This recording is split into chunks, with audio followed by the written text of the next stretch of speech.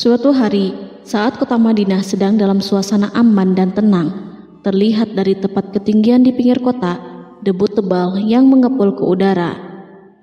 Debu itu semakin meninggi, bergumpal-gumpal hingga hampir menutupi angkasa. Angin yang bertiup menyebabkan gumpalan debu dari butiran pasir Sahara yang lembut dan terbang menghampiri pintu-pintu rumah di Madinah dan berhembus dengan kuatnya di jalan-jalan. Orang-orang menyangka ada badai yang menyapu dan menerbangkan pasir, tetapi kemudian dari balik tirai debu itu mereka mendengar terbesit kabar tentang kedatangan kafilah besar yang panjang. Tak lama kemudian 700 kendaraan yang syarat dengan muatannya memenuhi jalan-jalan dan mengguncang Madinah. Orang-orang saling memanggil dan mengajak sesamanya untuk menyaksikan keramaian ini, serta turut bergembira atas kedatangan harta dan rezeki yang dibawa kafilah itu. Ummul Mukminin Aisyah ketika itu mendengar suara hiruk-pikuk kafilah yang bergerak maju, bertanya, apakah yang terjadi di kota Madinah? Ada yang menjawab, kafilah Abdurrahman bin Auf baru datang dari Syam membawa barang-barang dagangannya. Jadi kafilah itu yang telah menyebabkan semua guncangan ini? Tanya Ummul Mukminin. Benar, wahai Ummul Mukminin. Jumlahnya 700 kendaraan. Ummul Mukminin menggeleng-gelengkan kepala. Pandangannya menerawang jauh seolah-olah sedang mengingat-ingat peristiwa yang pernah dilihat atau ucapan yang pernah didengarnya. Kemudian ia berkata, aku pernah mendengar Rasulullah bersabda, aku melihat Abdurrahman bin Auf masuk surga dengan merangkak. Abdurrahman bin Auf masuk surga dengan merangkak? Mengapa ia tidak memasukinya dengan melompat atau lari-lari kecil bersama angkatan pertama para sahabat Rasulullah? Sebagian sahabat menyampaikan cerita Aisyah kepadanya, maka ia pun teringat telah mendengarkan hadis dari Nabi lebih dari satu kali dan dengan redaksi yang berbeda-beda. Sebelum tali-tali pengikat perniagaannya dilepas, Abdurrahman melangkahkan kakinya ke rumah Aisyah lalu berkata kepadanya, engkau telah mengingatkanku suatu hadis yang tidak pernah kulupakan, maka saksikanlah bahwa kafilah ini dengan semua muatannya beserta kendaraan dan perlengkapannya aku persembahkan di jalan Allah. Seluruh muatan 700 kendaraan itu dibagi-bagikan sebagai perbuatan baik yang agung. Peristiwa yang satu ini saja sudah cukup untuk mengukir sebuah gambaran yang sempurna tentang kehidupan sahabat Rasulullah Abdurrahman bin Auf. Dialah saudagar sukses yang lebih sukses daripada kesuksesan yang pernah ada. Dia merupakan orang kaya dengan kekayaan yang melimpah ruah. Dia adalah seorang mukmin yang bijaksana yang tidak ingin bagian dari keuntungan agamanya hilang begitu saja dan tidak sudi kekayaannya membuat dirinya tertinggal dari kafilah iman dan pahala surga.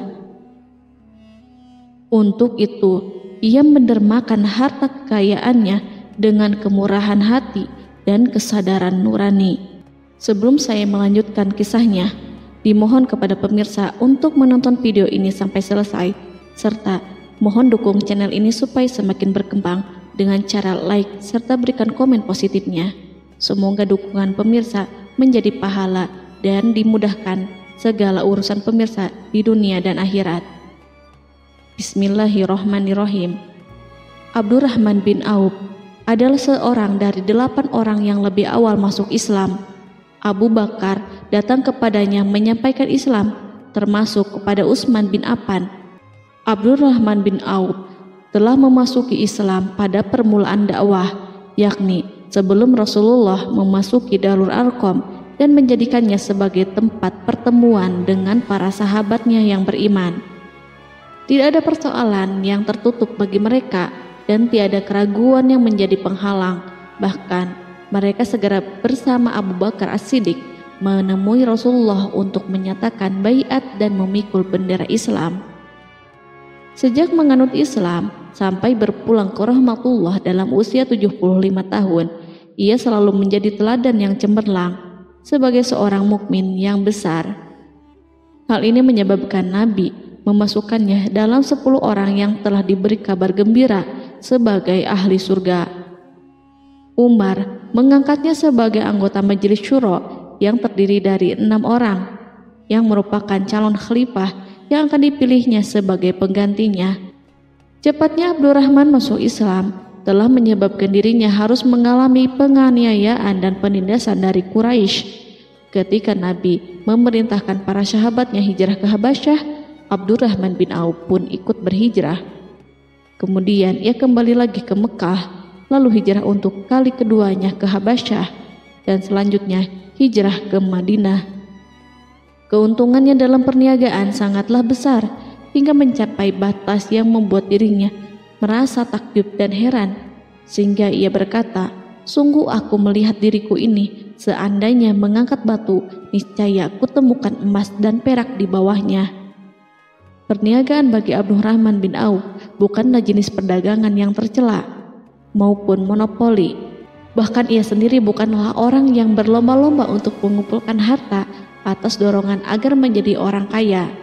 Sekali-kali bukan itu, melainkan suatu amal dan kewajiban yang keberhasilannya akan menambah kedekatan jiwa kepada Allah dan berkorban di jalannya. Abdurrahman bin Auf adalah seorang yang kuat emosi jiwanya, di mana ia menemukan kepuasan emosinya itu dalam amal yang mulia. Apabila ia tidak sedang sholat di masjid dan tidak sedang berjihad dalam peperangan, ia pasti sedang mengurus perniagaannya yang berkembang pesat. Sehingga kafilah-kafilah dari Mesir dan Syria membawa ke Madinah barang-barang muatan yang dapat memenuhi kebutuhan seluruh jazirah Arab, baik pakaian maupun makanan. Yang menunjukkan kepada kita bahwa seorang yang kuat emosi jiwanya adalah ketika kaum muslimin hijrah ke Madinah. Rasulullah pada waktu itu menerapkan aturan untuk mempersaudarakan 2 orang sahabat, salah seorang dari muhajirin warga Mekah dan yang lainnya dari Ansor penduduk Madinah. Persaudaraan ini berjalan dengan sempurna hingga membuat hati terpesona. Orang-orang Ansor yang merupakan penduduk asli Madinah membagi seluruh kekayaan miliknya menjadi 2 dengan saudaranya dari kalangan muhajirin. Bahkan istri pun direlakannya.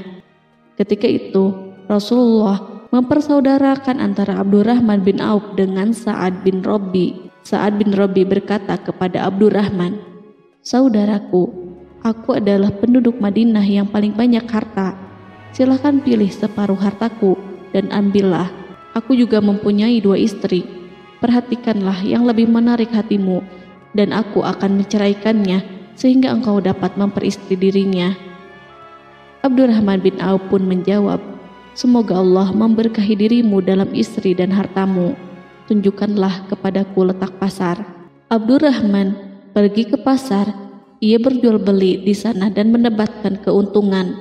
Kehidupan Abdurrahman bin Auf di Madinah, baik semasa Rasulullah maupun sepeninggalnya beliau, selalu ditunaikannya dengan sempurna untuk memenuhi hak agama dan beramal di dunia.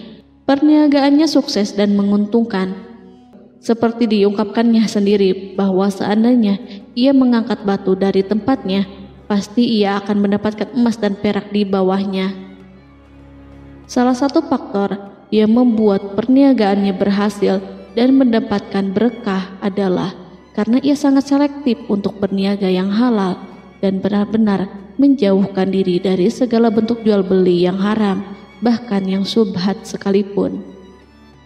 Selain itu, faktor yang menambah kejayaan dan keberkahannya adalah labanya yang bukan untuk Abdurrahman sendiri, melainkan di dalamnya terdapat bagian Allah yang ia penuhi dengan baik. Ia menggunakan hartanya untuk memperkokoh hubungan kekeluargaan dan mengeratkan tali persaudaraan, serta menyediakan perlengkapan yang diperlukan untuk tentara Islam. Bila total perniagaan dan kekayaan yang lainnya ditambahkan keuntungan yang diperolehnya dihitung, jumlah kekayaan Abdurrahman bin Auf itu dapat diperkirakan dengan memperhatikan jumlah yang dibelanjakannya di jalan Allah. Suatu hari, ia mendengar Rasulullah bersabda, "Wahai Ibnu Auf, engkau termasuk golongan orang kaya dan engkau akan masuk surga dengan merangkak." Karena itu, pinjamkanlah kekayaan itu kepada Allah agar Dia mempermudah langkahmu. Sejak ia mendengar nasihat Rasulullah ini dan menyediakan bagi Allah pinjaman yang baik, Allah justru semakin melipat gandakan kekayaannya hingga berlimpah ruah. Suatu hari, ia menjual tanah seharga 40.000 dinar. Kemudian uang itu dibagi-bagikan semuanya untuk keluarganya dari Bani Zuhrah, untuk para istri Nabi, dan untuk kaum muslimin yang miskin. Pada kesempatan lain, ia menyerahkan 500 ekor kuda untuk perlengkapan tentara Islam. Pada hari yang lain, ia menyerahkan 1.500 kendaraan unta. Menjelang wafat, ia mewasiatkan 50.000 dinar untuk diinfakkan di jalan Allah. Ia juga berwasiat bagi setiap orang yang ikut perang Badar dan masih hidup, masing-masing mendapatkan 400 dinar. Hingga Utsman bin Affan juga mengambil bagian dari wasiat itu, meskipun termasuk orang yang kaya. Ia berkata, harta Abdurrahman bin Auf halal lagi bersih, dan memakan harta itu membawa keselamatan dan keberkahan. Ibnu Auf adalah seorang yang mengendalikan hartanya, bukan dikendalikan oleh hartanya. Sebagai buktinya, ia tidak mau celaka dengan mengumpulkan dan tidak menyimpannya. Bahkan ia mengumpulkannya dengan tetap merendahkan hati dan dari jalan yang halal. Kemudian harta itu tidak dinikmati untuk kepentingannya sendiri, melainkan untuk dinikmati bersama keluarga, kerabat, rekan-rekan, dan masyarakat seluruhnya. Karena begitu luas pemberian serta bantuannya, ada yang mengatakan seluruh penduduk Madinah berserikat dengan Abdurrahman bin Auf pada hartanya. Sepertiga dipinjamkannya kepada mereka, sepertiga lagi dipergunakannya untuk membayar hutang-hutang mereka, dan sepertiga sisanya dibagi-bagikan kepada mereka. Harta kekayaan ini tidak akan pernah membuat kelegaan dan kesenangan pada dirinya selama ia belum menemukan jalan untuk membela agama dan membantu rekan-rekannya.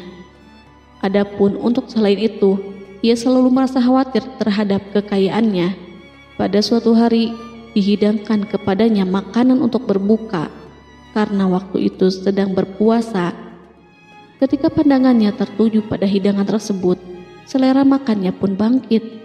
Namun, ia justru menangis sambil berkata, Mus'hab bin Umair telah gugur sebagai syahid, dan ia jauh lebih baik daripada aku. Ia hanya mendapat kafan sehelai kain yang jika ditutupkan ke kepalanya, maka kelihatan kakinya, dan jika ditutupkan ke kedua kakinya, terbukalah kepalanya. Demikian pula Hamzah yang jauh lebih baik daripada aku. Ia pun gugur sebagai syahid, dan saat akan dikuburkan hanya mendapatkan sehelai selendang. Dunia ini telah dihamparkan kepada kami seluas-luasnya, dan hasil sebanyak-banyaknya telah diberikan kepada kami. Sungguh kami khawatir bila pahala kebaikan kami telah disegerakan balasannya di dunia. Pada peristiwa lain, sebagian sahabat berkumpul bersamanya menghadapi jamuan makan di rumahnya. Tak lama setelah makanan diletakkan di hadapan mereka, Abdurrahman menangis sehingga rekan-rekannya bertanya, "Apa yang membuatmu menangis, wahai Abu Muhammad?" Ia pun menjawab, "Rasulullah telah wafat, dan semasa hidup beliau beserta keluarganya tidak pernah merasakan kenyang makan roti gandum. Apa harapan kita apabila dipanjangkan usia, tetapi tidak menambah kebaikan bagi kita?" Demikianlah, kekayaan yang melimpah itu sedikit pun tidak membangkitkan kesombongan dan takabur dalam dirinya. Bahkan orang-orang mengatakan tentang dirinya, seandainya seorang asing yang belum pernah mengenalnya kebetulan melihatnya sedang duduk bersama budak-budaknya, niscaya ia tidak bisa membedakan di antara mereka. Tetapi bila orang asing itu mengenal satu saja sisi jihad Ibnu Auf dan ujian yang dihadapinya, ia pasti langsung mengetahui siapa dia. Misalnya, ia mengetahui bahwa di badannya terdapat 20 bekas luka di perang Uhud, dan bahwa salah satu dari bekas luka itu meninggalkan cacat pincang yang tidak sembuh-sembuh pada salah satu kakinya.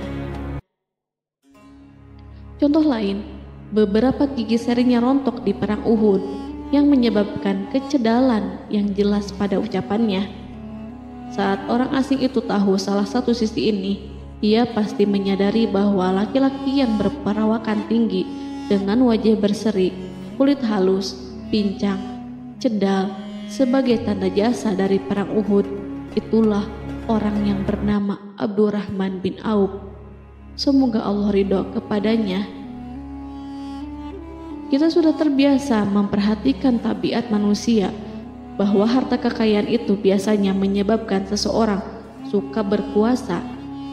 Artinya, orang-orang kaya selalu gandrung untuk memiliki pengaruh guna melindungi kekayaan mereka dan melipat gandakan pengaruh itu. Selain untuk memuaskan nafsu demi kebanggaan dan kepuasan pribadi, semua ini merupakan sifat yang biasa dibangkitkan oleh kekayaan.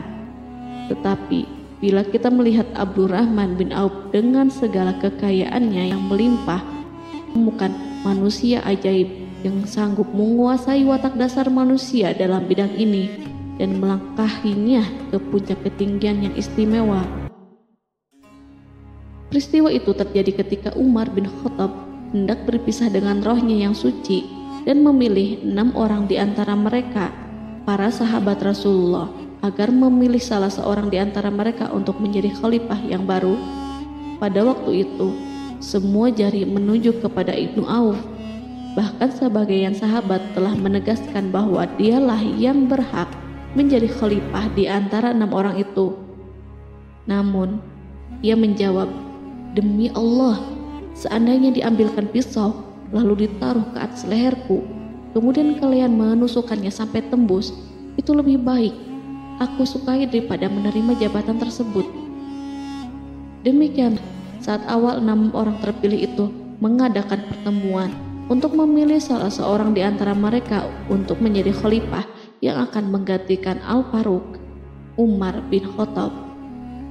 Abdurrahman telah menyatakan kepada mereka bahwa ia telah melepaskan haknya yang dilimpahkan Umar kepadanya sebagai salah seorang dari 6 calon yang akan dipilih menjadi khalifah. Dengan demikian, kewajiban mereka untuk melakukan pemilihan itu terbatas di antara mereka yang berlima saja. Sikat juhudnya terhadap jabatan dan pangkat ini dengan cepat telah menempatkan dirinya sebagai hakim di antara 5 orang tokoh terkemuka itu. Mereka menerima dengan senang hati agar Abdurrahman bin Auf menetapkan pilihan kepada khalifah itu terhadap salah seorang di antara mereka berlima. Ali mengatakan, "Aku pernah mendengar Rasulullah menyifatimu bahwa engkau adalah orang yang dipercaya oleh penduduk langit dan dipercaya pula oleh penduduk bumi." Ibnu Auf akhirnya memilih Utsman bin Affan untuk jabatan khalifah dan lainnya pun menyetujui pilihannya. Itulah hakikat seorang laki-laki yang kaya raya dalam Islam. Apakah Anda telah memperhatikan bagaimana Islam telah mengangkat dirinya jauh di atas kekayaan dengan segala godaan dan penyesatannya itu, dan bagaimana ia menempa kepribadiannya dengan sebaik-baiknya? Pada tahun 32 Hijriah, tubuhnya berpisah dengan roh. Ummul Mukminin Aisyah memberinya kemuliaan khusus yang tidak diberikan kepada orang lain dengan memberikan usulan kepadanya ketika ia masih terbaring di ranjang menuju kematian agar bersedia dikuburkan di pekarangan rumahnya berdekatan dengan Rasulullah, Abu Bakar, dan Umar. Namun ia memang seorang muslim yang telah dididik Islam dengan sebaik-baiknya, sehingga merasa malu bila dirinya diangkat dan disandingkan dalam kedudukan tersebut. Selain itu, ia telah membuat janji dan ikrar yang kuat dengan Utsman bin Maz'un, yakni jika salah seorang di antara mereka meninggal sesudah yang lain, hendaklah ia dikuburkan di dekat sahabatnya itu. Saat rohnya bersiap-siap memulai perjalanan yang baru, air matanya meleleh, sedangkan lidahnya bergerak-gerak mengucapkan kata-kata, "Aku khawatir dipisahkan dari sahabat-sahabatku karena kekayaanku yang berlimpah ruah." Namun, ketenangan dari Allah segera menyelimutinya. Lalu senyuman tipis menghiasi wajahnya disebabkan sukacita yang memberi cahaya dan kebahagiaan yang menenteramkan jiwa. Ia memasang telinganya untuk menangkap sesuatu, seolah-olah ada suara yang lembut merdu yang datang mendekat. Ia sedang mengenang kebenaran sabda Rasulullah yang pernah beliau ucapkan, Abdurrahman bin Auf di dalam surga. Ia barangkali juga sedang mendengarkan janji Allah dalam kitabnya. Orang yang menginfakkan hartanya di jalan Allah, kemudian tidak mengiringi apa yang diinfakkan itu dengan menyebut-nyebut dan menyakiti perasaan penerima, maka memperoleh pahala di sisi Rabb mereka. Tidak ada rasa takut pada mereka dan mereka tidak bersedih hati. Quran Surat Al-Baqarah ayat 262.